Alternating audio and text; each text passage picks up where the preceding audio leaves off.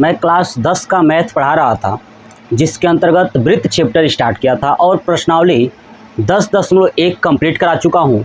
10.2 में टोटल मैंने 11 questions complete करा दिया है। चलिए क्वेश्चन नंबर देखते हैं 12।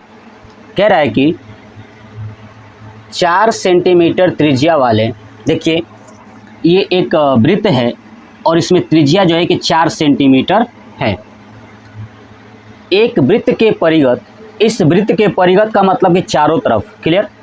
एक त्रिभुज ए बी सी इस प्रकार खींचा गया है कि रेखाखंड बी डी और डी सी, देखिए बी डी और डी सी जिनमें स्पर्श बिंदु डी, देखिए ये स्पर्श बिंदु है ये वाला डी, द्वारा बी सी विभाजित है। देखिए जो ये बी सी है ना, ये डी ने क्या किया है, इसको विभाजित कर दिया है। ठीक है, एक हो गया है बी डी बराबर 8 सेंटीमीटर और दूसरा हो गया है डी सी बराबर 6 सेंटीमीटर, क्लियर।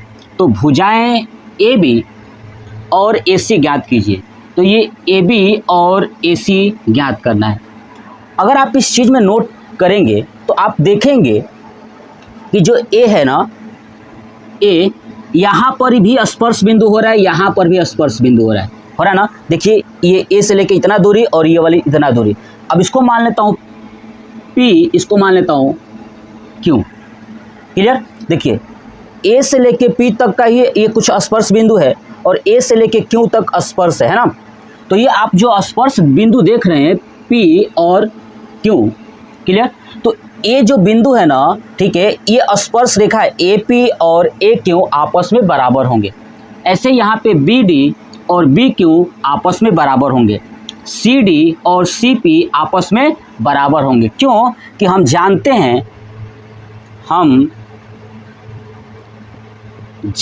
हैं कि किसी वृत्त के बाह्य बिंदु से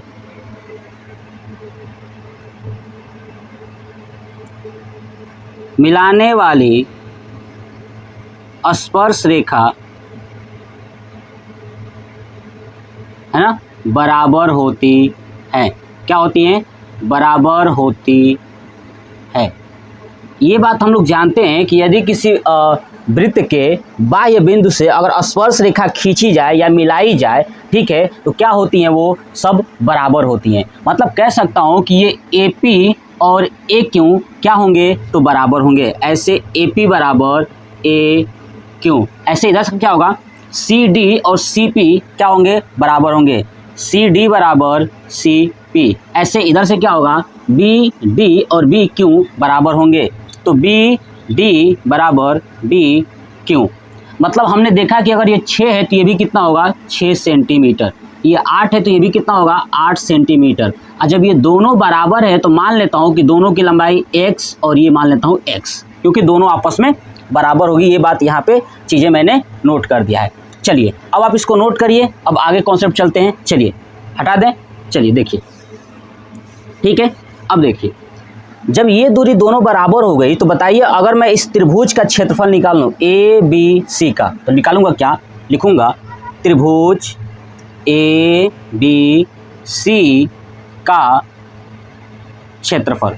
अब त्रिभुज ए बी सी का क्षेत्रफल अगर निकालना हो तो बताइए ये टोटल दूरी कितनी हो जाएगी, है ना।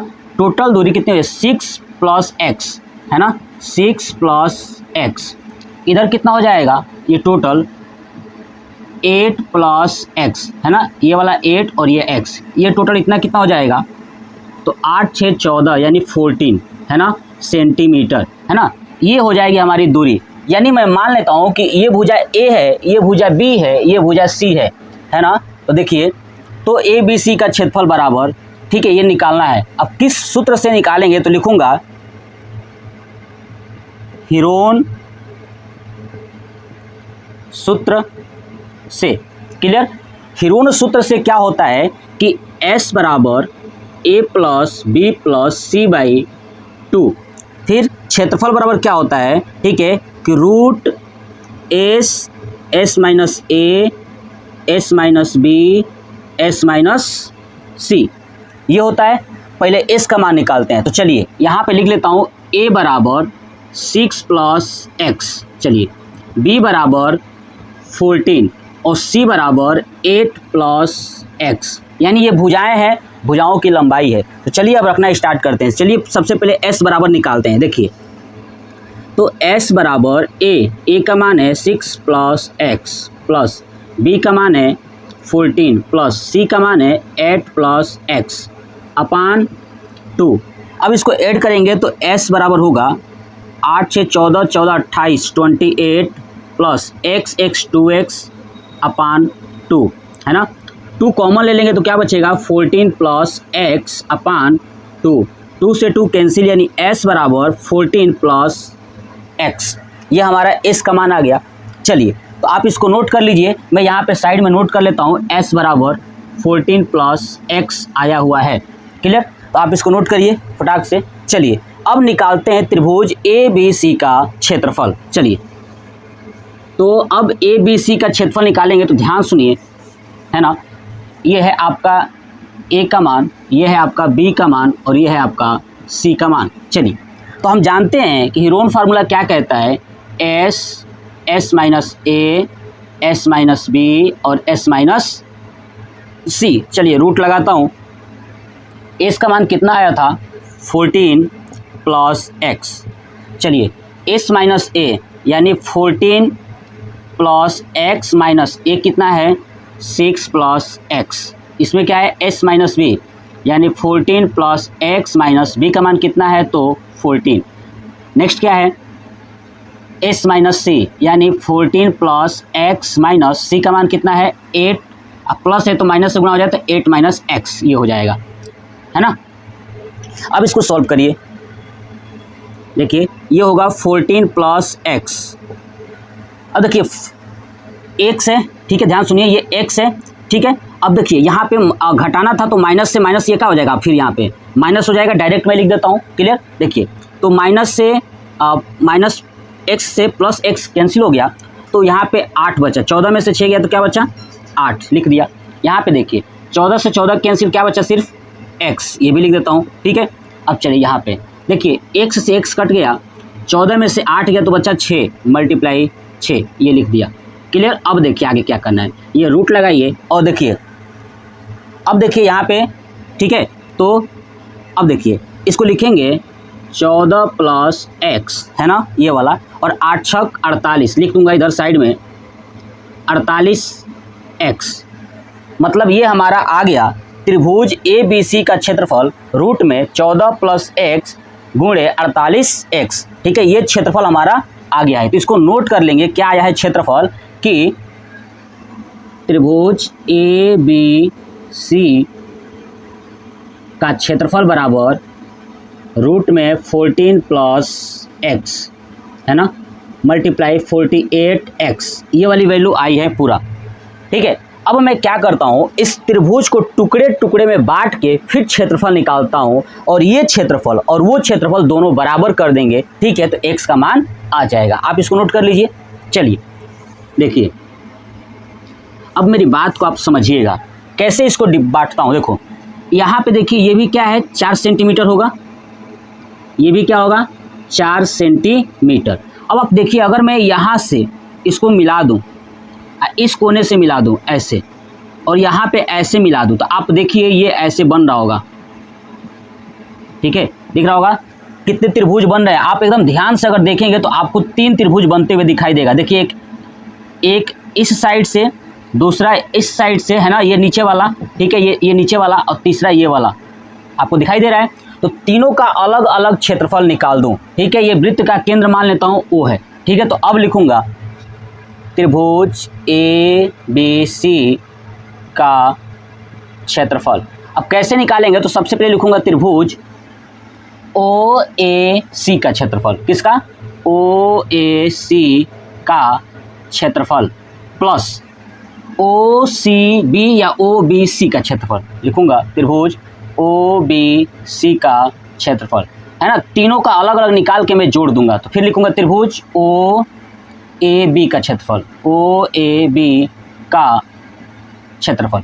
ठीक है, ये वाला क्षेत्रफल और ये वाला क्षेत्रफल आपस में बराबर हो जाएगा। ठीक है ना, तो अब टुकड़े टुकड़े के निकालता हूँ। देखिए ओ ए सी का क्षेत्रफल, ओ है ना, ये है ओ ए और सी, इसका जो क्षेत्रफल निकालना है तो देखिए ऊंचाई दिया है हम जानते हैं कि, और ये आधार दिया है हम जानते हैं कि 1/2 गुणे बेस इंटू हाइट। हाइट कितना है ओपी, बेस क्या है एसी, तो बेस है एपी इंटू ओपी प्लस 1/2, फिर बेस देखिए कौन सा त्रिभुज है O B C, O B C, तो बेस कितना है, ठीक है बी सी है ना, तो बी सी इंटू हाइट क्या है ओ डी, क्या है ओ डी प्लस 1/2, बेस क्या है इधर से अब ये बचा है ना ओ ए बी, तो बी ए यानी ए बी, अब गुणे ये ओ क्यू रख दिया। ठीक है, अब देखिए यहाँ पे मान रखना इसका स्टार्ट करूँगा, यानी 1/2 सब में रखिए, 1/2 ए पी का मान कितना है ए, ठीक है ए पी, यानी ये पूरी भुजाएं जो है कि ए पी वाली कहाँ है ओ ए सी था ना, ओ ए सी, तो बेस जो है कि ए से लेके सी तक है, तो यहाँ पे ए सी होगा। ठीक है, तो ए सी, अब ए सी का मान कितना है 6 + x रख दूंगा, 6 + x कोष्टक बंद। फिर ओ पी देखिए, ओ पी ऊंचाई कितनी है तो 4 गुणे 4 प्लस 1/2, बी सी कितना है यहाँ से पूरा यहाँ तक 14 मल्टीप्लाई ओ डी कितना है तो भी 4 प्लस 1/2, ए बी देखिए ए बी कितना है तो 8 + x यानी 8 + x, और ओ क्यू कितना है तो 4। अब देखिए ये कटेगा 2 दूना 4, 2 दूना 4, 2 दूना 4 है ना, तो यहाँ पे बचेगा क्या 2 कोष्टक में 6 + x प्लस यहाँ क्या बचेगा 14 दूना 28 प्लस यहाँ पे क्या बचेगा 8 + x और 2, ये वाली बचेगी। ठीक है, अब इसको गुणा कर लेता हूँ, 8 दूना 6 दूना 12, तो 12 प्लस और 2x प्लस 28 प्लस यहाँ पे कर लेंगे 16 + 2x। अब इसको जोड़िए 12 और 16 28 और 28 56 प्लस 2 2 4x है ना, 4 कॉमन ले लेंगे तो क्या बचेगा 14 + x, ये बचेगा हमारा ए बी सी का क्षेत्रफल।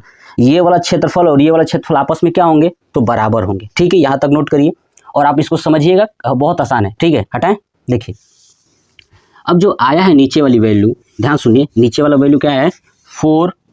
ठीक है, तो इसको मान लेता हूँ समीकरण 1 और इसको मान लेता हूँ समीकरण 2, तो मैं लिखूंगा समीकरण 1 व 2 से। ठीक है, तो ये दोनों आपस में क्या हो जाएंगे बराबर, लिख दूंगा 4 कोष्टक में 14 + x equal to root 14 + x multiply 48x।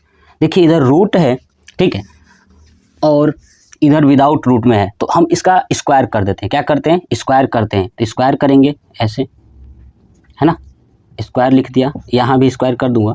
ठीक है, 4 का स्क्वायर करेंगे तो क्या हो जाएगा 16, और ये 2 बार करेंगे तो मैं वैसे ही लिख देता हूँ 2 बार है ना, ऐसे करके, और इसका जब स्क्वायर करेंगे तो बस ये रूट से बाहर आ जाएगा, तो क्या बचेगा 14 + x एक कोष्टक में, और इधर बचेगा 48x है ना। देखिए अब हमारे पास ये जो वैल्यू है, देखिए 14 + x से ये कट जाएगा, 14 + x कट जाएगा, तो क्या बचेगा यहाँ पे 14 + x यानी 16 कोष्टक में 14 + x इक्वल टू 48x। देखिए 16 से कटेगा ये 16 × 48, तो क्या बचेगा 14 + x = 3x। अब x उधर जाएगा तो 14 = 2x, तब क्या होगा इसका x = 14/2 यानी 7 सेंटीमीटर। x का मान कितना आ गया 7 सेंटीमीटर, यानी x का मान आ गया, हमसे पूछा था AC का मान, क्या पूछा था AC और AB का मान, क्या आप निकाल सकते हैं क्या, तो मैं लिखूंगा AC बराबर क्या था 6 + x यानी 6 + 7 यानी 13 सेंटीमीटर है ना। ऐसे पूछा था AB का मान क्या था 8 + x यानी 8 + 7 यानी 15 सेंटीमीटर। यही हमसे पूछा था कि AC और AB का मान ज्ञात कीजिए। मतलब एक बात आप समझ लीजिए कि इस त्रिभुज को सबसे पहले मैं डायरेक्ट ABC का क्षेत्रफल निकाला, उसके बाद इस त्रिभुज को टुकड़े टुकड़े में करके क्षेत्रफल निकाला, ठीक है, और सब क्षेत्रफल आपस में क्या होंगे बराबर होंगे। उसके बाद ये हमारा वैल्यू आ गया। तो ये था क्वेश्चन नंबर हमारा 12। क्वेश्चन कह रहा है कि सिद्ध कीजिए कि वृत्त के परिगत, है ना, एक वृत्त है और उसके परिगत यानी चारों तरफ बनी चतुर्भुज, क्या बना है, चतुर्भुज की आमने सामने की भुजाएं, है ना, जो चतुर्भुज है उसकी आमने और सामने की भुजाएं केंद्र पर, कहा, केंद्र पर संपूरक कोण अंतरित करती हैं। देखिए अगर आप ये पिक्चर देखिए तो पिक्चर में एक वृत्त है, वृत्त के चारों तरफ एक चतुर्भुज है और केंद्र पर कोण बनाना है। तो देखिए आमने सामने की भुजाएं, देखिए मान लेता हूं कि ये वाली भुजा यानी चतुर्भुज ए बी सी और डी, है ना, ये चतुर्भुज है और वृत्त का केंद्र मान लेता हूं कि ओ है। क्या है ये, ओ है। तो देखिए ये आमने सामने की भुजा में मान लो कि ए बी है और ये सी डी है, तो यहाँ से कोण बनेगा केंद्र पर। देखिए यहाँ पे केंद्र पे मिला दिया, इधर से मिला दीजिए ये वाला, ऐसे इस साइड से और यहाँ से ये वाला। तो कह रहा है कि दोनों कोण ना, ये वाला कोण और ये वाला कोण क्या करते हैं, तो संपूरक होते हैं। यही बताना है कि आमने सामने की जो भुजाएं हैं वो केंद्र पर संपूरक कोण अंतरित करती हैं, मतलब कि दोनों कोणों का योग 180 अंश प्रूफ करना है। चलिए सबसे पहले क्या करता हूं कि लिखता हूं कि वृत्त के परिगत, वृत्त के परिगत ए बी सी डी एक चतुर्भुज है। क्या मैंने माना है, ए बी सी डी एक क्या है, चतुर्भुज है। और लिख दूंगा वृत्त का केंद्र, वृत्त का केंद्र ओ है। क्या है, वृत्त का केंद्र ओ है। ये बात उसने दिया हुआ था, क्लियर। अब कह रहा है कि सिद्ध करना है कि ये कोण क्या कर रहे हैं, संपूरक बना रहे हैं। मतलब लिखूंगा सिद्ध करना है, सिद्ध करना है, यानी ए ओ बी, कोण ए ओ बी प्लस सी ओ डी, कोण सी ओ डी बराबर 180 डिग्री। यही हमें सिद्ध करना है कि जो भुजाएं हैं ना आमने सामने की, वो केंद्र पर संपूरक मतलब होता है 180 डिग्री बनाती है।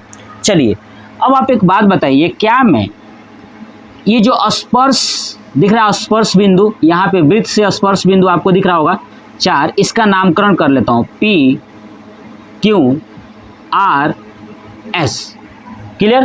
तो अब इसको सॉल्व करेंगे तो क्या करता हूँ ना कि जो वृत्त का केंद्र ओ है ना, इससे पी क्यू आर एस स्पर्श बिंदुओं को मिलाने पर, तो लिख दूंगा रचना,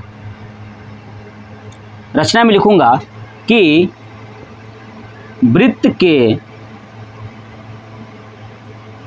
केंद्र से, है ना, स्पर्श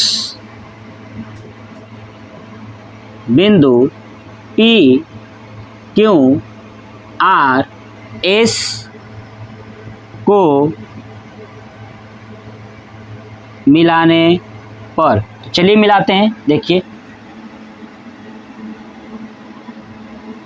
है ना, मिला दिया, क्लियर। चलिए आप यहां तक नोट करिए, चलिए हटा दें, ठीक है। देखिए अब मैंने मिलाया है, तो आप एक चीज नोट करिए, ये एक वृत्त बन रहा है पूरा, ठीक है, और वृत्त का ये ए बी सी और डी, ये वृत्त के कहीं ना कहीं बाह्य बिंदु है। क्या है ये, बाह्य बिंदु। तो हम लोग एक बात जानते हैं कि वृत्त के बाह्य बिंदु से, ध्यान सुनिए, वृत्त के बाह्य बिंदु से, है ना, खींची गई स्पर्श रेखाओं के द्वारा, ठीक है, खींची गई स्पर्श रेखाओं के द्वारा केंद्र पर बनने वाला कोण बराबर होता है, ठीक है। अब आप ध्यान सुनिए, मैं सभी कोण को मानता हूं, कॉन्सेप्ट समझिएगा मेरी बातों को। मैं मान लेता हूं कि ये वाला कोण 1 है, ये वाला कोण 2 है, ये 3 4 5 6 7 और ये है 8, है ना। तो मैं क्या ये बात जानते हैं कि यदि वृत्त का बाह्य केंद्र है, वृत्त के बाह्य केंद्र, देखिए यहाँ पे C है, B है और A है और D है। यहाँ से जो स्पर्श रेखा दिख रही है आपको DR और यहाँ पे DS, इधर से AS और AP, BP और BQ, ये सब क्या है? स्पर्श रेखा है। ये आपस में क्या होती है?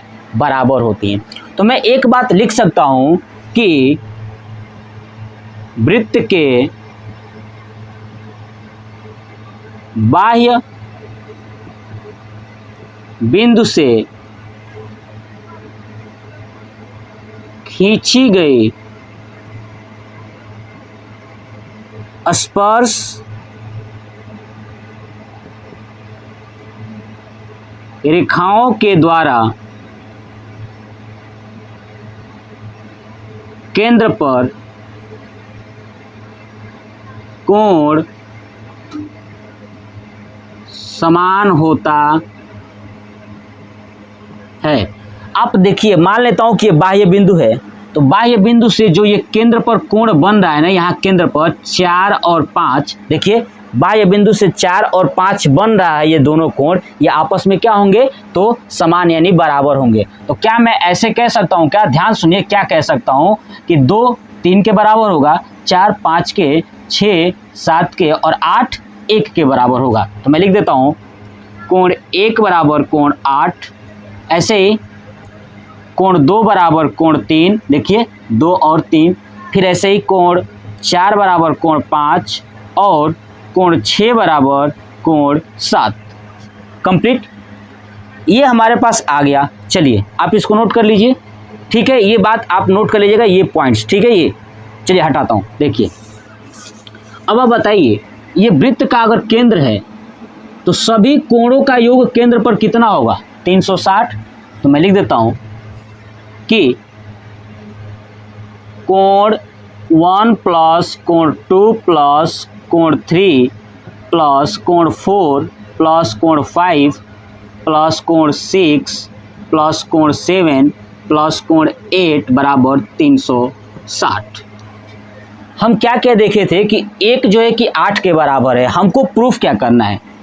AOB है ना, AOB। बताइए AOB क्या है? कोण 3 प्लस कोण 4 चाहिए, है ना? तो क्या बनेगा? AOB, है ना? ऐसे COD के लिए क्या चाहिए? COD के लिए क्या चाहिए? तो 7 और 8 यानी कोण 7 प्लस कोण 8, यही दोनों चाहिए, बाकी हमें नहीं चाहिए। तो क्लियर? चलिए अब बताइए, 1 के बराबर क्या था? 8। तो जहां 1 है वहां पे क्या रख लूं? 8 रख लूं, क्योंकि 8 चाहिए। देखिए 8 चाहिए, तो कोण 1 के जगह पे क्या रख दूं? 8 प्लस। अब देखिए 2 तो नहीं चाहिए इसमें, तो 2 नहीं चाहिए, तो बताइए 2 के बराबर क्या है? 3, तो रख दूं 3।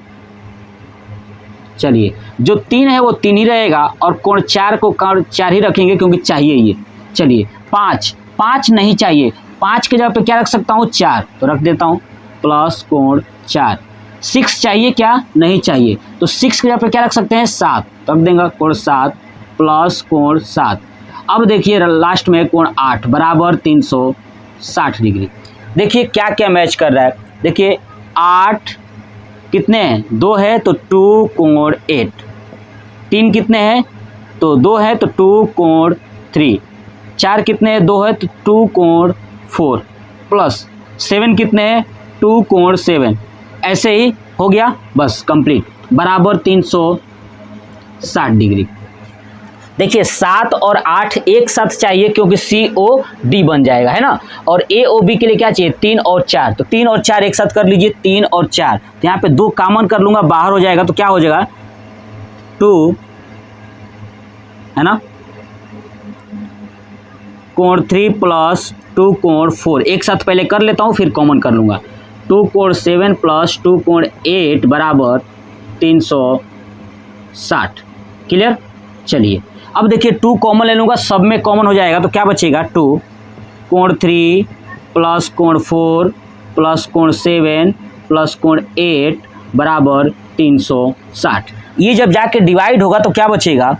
कोण 3 प्लस कोण 4 प्लस कोण 7 प्लस कोण 8 बराबर 180। अब बताइए 3 और 4 को क्या कह रहे थे? 3 और 4 को AOB, तो लिख सकता हूँ ना 3 और 4 के जगह पे कोण AOB प्लस 7 और 8 की जगह पे COD, कोण COD बराबर 180। यही हमें प्रूफ करना था कि सामने की भुजाओं केंद्र पर क्या करती है, संपूरक कोण अंतरित करती है। ये हमें सिद्ध करना था, हो गया प्रूफ। क्या हो गया, प्रूफ, यानी कंप्लीट। पूरा प्रश्नावली 10 मैंने पूरा कंप्लीट करा दिया है। अभी तक मैंने आपको 3 चैप्टर पढ़ा चुका हूँ, चैप्टर 12, चैप्टर 11, चैप्टर 10, ये आज द एंड हो गया। इसके बाद मैं चैप्टर 8 स्टार्ट करूँगा, त्रिकोणमिति, उसके बाद चैप्टर 9 पढ़ाऊँगा, क्योंकि 8 पढ़ने के बाद ही आपको 9 आप सॉल्व कर पाओगे। क्लियर? तो चलिए, ये वीडियो कैसा लगा कमेंट बॉक्स में कमेंट करके ज़रूर बताइएगा। जय हिंद, जय भारत, वंदे मातरम। और इससे पहले आप लोग इसका स्क्रीनशॉट ले लीजिएगा।